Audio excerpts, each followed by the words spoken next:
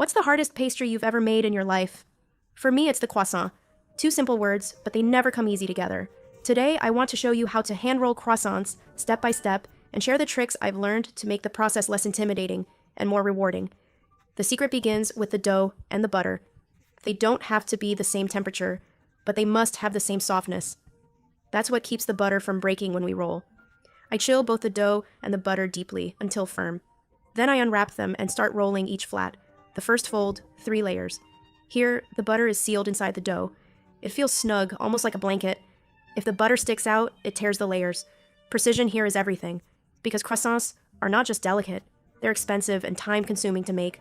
Any step where you're careless can cost the entire batch. When I roll, I use equal force on both sides.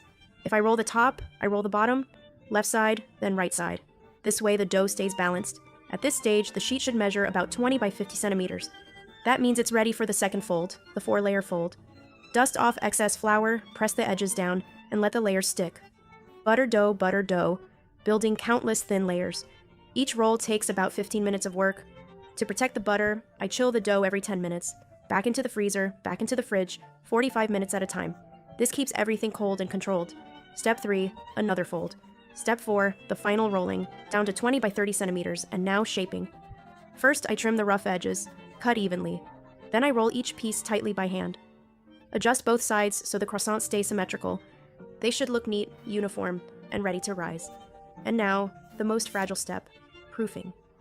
I proof at 28 degrees Celsius for about 2.5 to 3 hours, but sometimes it takes longer, 3.5 hours even. The line between underproofing and overproofing is razor thin. Too much, and the croissants collapse.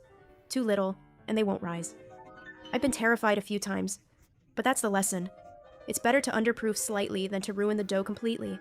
Finally, baking. I preheat the oven to 195 degrees Celsius. Bake briefly, then lower the heat to 175. 18 more minutes. This stage is critical. I watch constantly, so the tops don't burn and the bottoms don't scorch. And then, it's done. After 2 long, careful days, my kitchen is filled with the smell of butter.